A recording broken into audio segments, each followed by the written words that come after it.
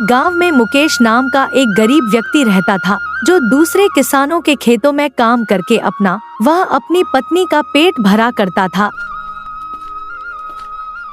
एक दिन उसकी पत्नी दुखी होकर उससे कहती है, पूरे गांव में सिर्फ एक हमारा ही घर है, जहां हफ्ते में 4 दिन चूल्हा जलता है और बाकी के दिन हमें भूखा सोना पड़ता है। चिंता मत करो मीना, तुम्हें तो पता ही है मैं दूसरों के खेतों में कितना मेहनत और मजदूरी करता हूँ।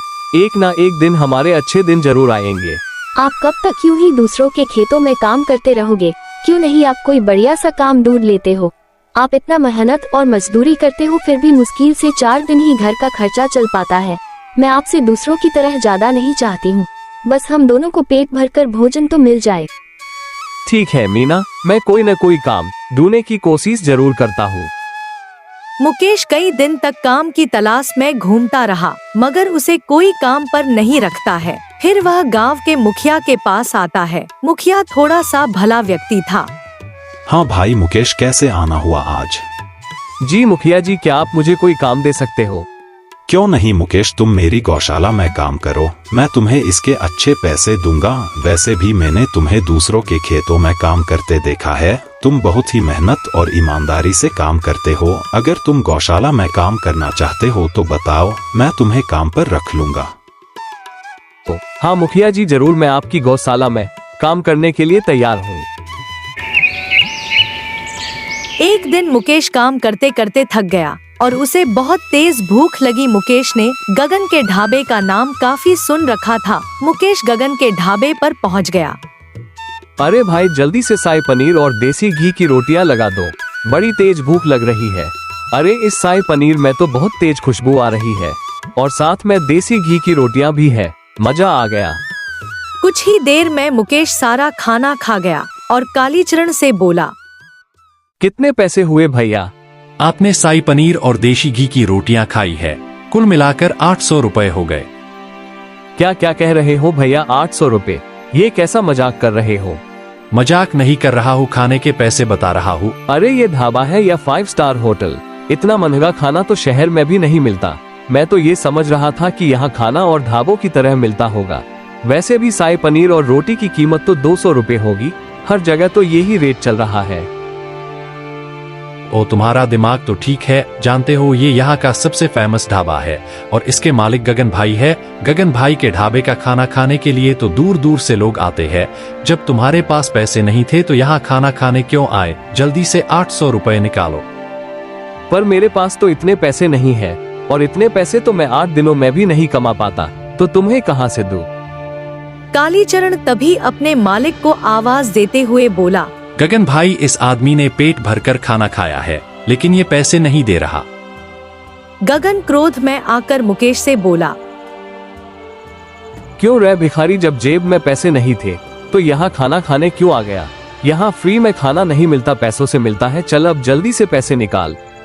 मुझे क्या पता था कि आपके ढाबे का खाना इतना महंगा मिलता है, वरना मैं यहाँ कभी नहीं आता। तो ये तुम्हारी दिक्कत है, मेरी नहीं। तुम्हें इस ढाबे पर आने से पहले लोगों से पूछ लेना चाहिए था।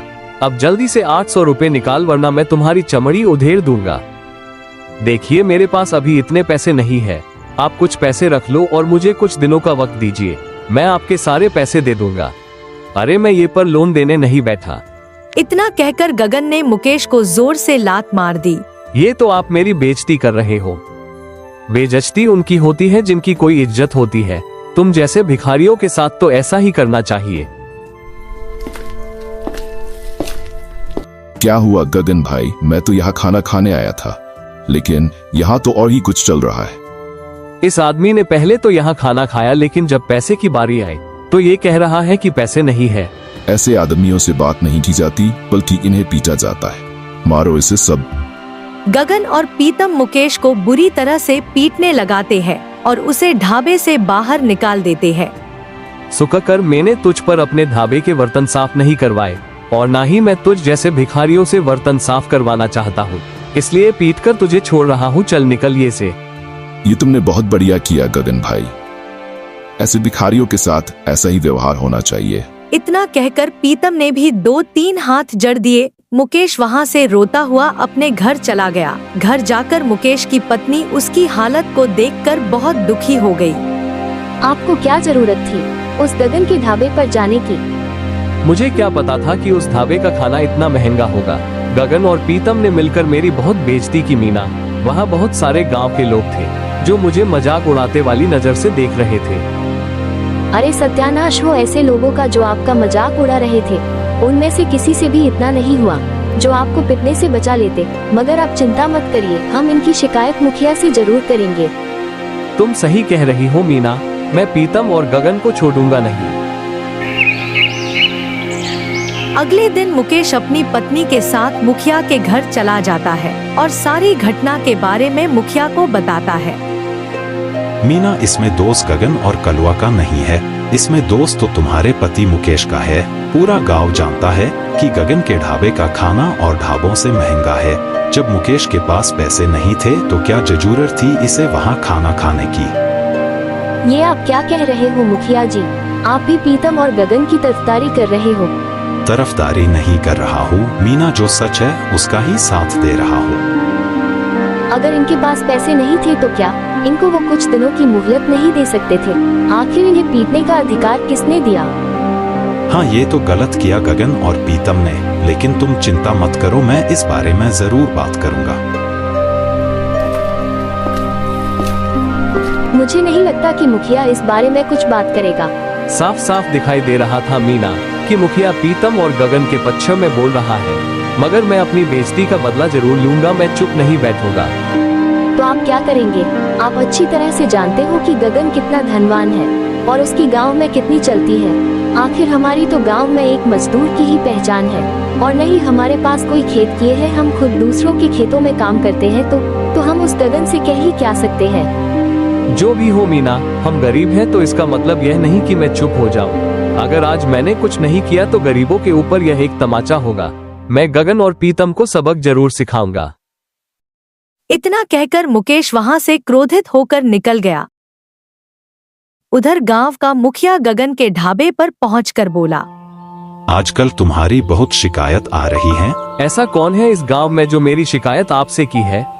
गगन, कल तुमने मुकेश को बहुत ही बुरी तरह से पीटा। तो उसने पिटने वाले काम ही किए थे। आप ही बताओ, मेरे ढाबे पर आकर उसने शाही पनीर और देशी घी की रोटियां तो बड़े चाव से खाए, मगर जब पैसों को देने की बारी आई तो अंगूठा दिखाने लगा। जो भी हो गगन, मगर तुम्हें उसे पीटना नहीं चाहिए था। तुम्हारे ढाबे पर मुकेश ही नहीं बल्कि आए दिन कितने पिटकर जाते हैं। तुम्हारा ये लोगों के प्रति दुर्व्यवहार कहीं तुम्हें ही लेकर ना डूबे।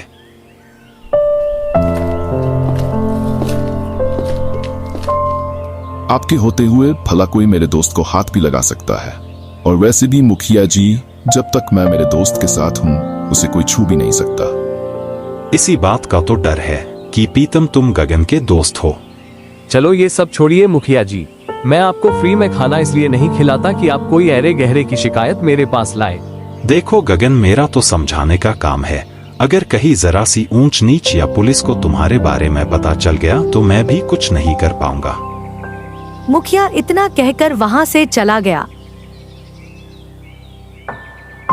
मीना रात को अपने पति का इंतजार कर रही थी। दूसरा पहर होने को आया था मगर मुकेश अपने घर नहीं आया था। मुकेश रात को जंगल में गहरी सोच में बैठा हुआ था। तभी वहाँ पर एक व्यक्ति की आवाज आती है। कौन हो तुम? और मैं तुम्हें बहुत समय से देख रहा हूँ कि तुम यहाँ पर बहुत समय से गहरी सोच में बैठे हुए हो। कौन हो आप और इतनी रात को इस जंगल में क्या कर रहे हो? यही तो मैं तुमसे पूछ रहा हूँ कि कौन हो तुम और इतनी रात को इस भयानक जंगल में क्या कर रहे हो? मैं आपकी बात का मतलब नहीं समझा। आखिर आप कहना क्या चाहते हो? मतलब बाद में समझना, पहले तुम खाना खा लो। तुम्हें देखकर ये लग रहा है कि तुम बहुत समय से भूखे हो। वह इतना कहकर मुकेश के लिए खाना लगा देता है। मुकेश ने देखा कि उस थाली में सब उसकी ही पसंद का भोजन रखा हुआ है। मुकेश खाना खाने ही वाला था तभी उसे कुछ याद आया। धन्यवाद, पर मुझे ये खाना नहीं चाहिए भाई। मुझे अच्छा खाना खाने का कोई अधिकार नहीं। ये कैसी बात कर रहे हो भाई? अगर मैं तुम्हारा ये खाना खाऊंगा तो तुम मुझसे पैसा मांगोगे जो मेरे पास है नहीं। अरे नहीं भाई, मुझे तुमसे कोई पैसे नहीं चाहिए।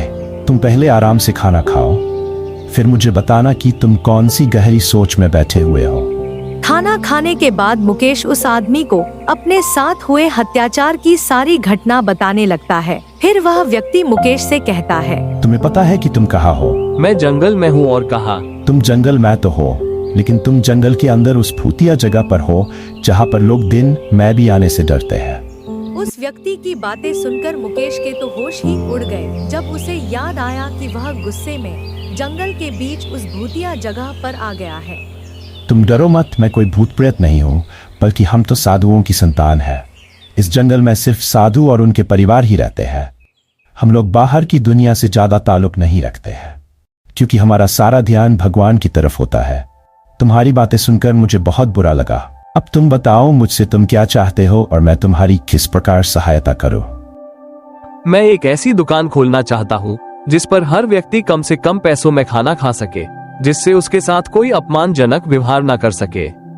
ये सब सुनकर उस व्यक्ति ने जादू से एक थाली उत्पन्न की और वह मुकेश को दे दी। ये जादुई थाली है, मगर एक बात याद रखना, तुम इस थाली के बारे में अपने परिवार को ही बता सकते हो और स्वयं तुम इस थाली से जो भी भोजन मांगोगे वह इस थाली में आ जाएगा। और हाँ, एक और बात का ध्यान रखना, जिस दिन तुमने 20 रुपए से ज्यादा किसी व्यक्ति से लिए तो ये थाली अपना काम करना बंद कर देगी। मुकेश तुरंत ही उस थाली को लेकर अपने घर की ओर निकल आया और सारी घटना अपनी पत्नी को बता दी। मैं तो तब से यह समझती थी कि उस जंगल में तो भूत प्रेत ही होते हैं। तुम क्या, सारा गांव यही समझता है? अब ये सब बातें छोड़ो, हम कल से ही एक ढाबा बनाते हैं जिससे हम कम से कम पैसों में खाना खिला सके। मगर हमारे पास तो इतने भी पैसे नहीं है जो ढाबा खोल सके, और ये थाली तो खाना ही दे सकती है, ना कि पैसा। कोई बात नहीं मीना, हम ढाबा अपने घर ही खोल लेते हैं, जिससे पैसों की भी जरूरत नहीं पड़ेगी और हमारा काम भी हो जाएगा। अगले दिन मुकेश ने अपने घर को ढाबे में परिवर्तन कर दिया। कुछ ही समय में वहाँ पर एक बूढ़ा व्यक्ति आता है और उनसे कहता है, अरे मुकेश, यहाँ पे ढाबा को बुला भाई। आज ही खुला है दादाजी, और आप हमारे ढाबे के पहले ग्राहक हो। आपके ढाबे पर खाने में क्या क्या मिलेगा? हमारे ढाबे हर तरह का भोजन मिलेगा, जो आपको अच्छा लगे वो बता दो। तो आप मुझे एक प्लेट गुलाब जामुन और छोले भटूरे लगा दो। मुकेश उसके लिए वो भोजन लगा देता है। गुलाब जामुन और छोले चावल खाकर वह व्यक्ति बहुत खुश होता है। वाह वाह, मजा आ गया। कितना पैसा हुआ? मात्र 20 रुपए। क्या सिर्फ 20 रुपए? हाँ, सिर्फ 20 रुपए में। और तुम्हें या तुम्हारे परिवार को खाने का मन करे तो चले आना, हम सिर्फ 20 रुपए में आपको पेट भरकर भोजन देंगे। मुकेश के ढाबे पर खाना खाकर वह व्यक्ति वहां से चला गया और उसने सारे गांव में मुकेश के ढाबे का डिंडोरा पीट दिया। कुछ ही दिनों में मुकेश के ढाबे पर लोगों की भीड़ लगने लगी। मुकेश के ढाबे पर अब गरीब ही नहीं बल्कि गांव का हर एक व्यक्ति खाना खाने आने लगा, चाहे वह गरीब हो या फिर अमीर। मुकेश सबको 20 रुपए में भोजन खिलाता था। यह बात पीतम और गगन को बिल्कुल भी पसंद नहीं थी। अरे गगन भाई, इस मुकेश का तो कुछ ना कुछ करना पड़ेगा, वरना हमारे ढाबे पर तो ताला लग जाएगा। चिंता मत करो पीतम, मैं आज ही पता लगाने की कोशिश करूंगा। आखिर मुकेश के पास इतना पैसा आया कहां से, जरा हमें भी तो पता चले। उस दिन से गगन मुकेश पर नजर रखने लगा, मगर काफी दिन नजर रखने के बाद भी वह कुछ भी पता नहीं लगा पाया। 10 दिनों से उस मुकेश पर नजर रख रहा हूँ, मगर कोई लाभ नहीं हुआ। चिंता मत करो, अब मैं खुद इस बात का पता लगाऊंगा, आखिर मुझसे बचकर जाएगा कहाँ ये।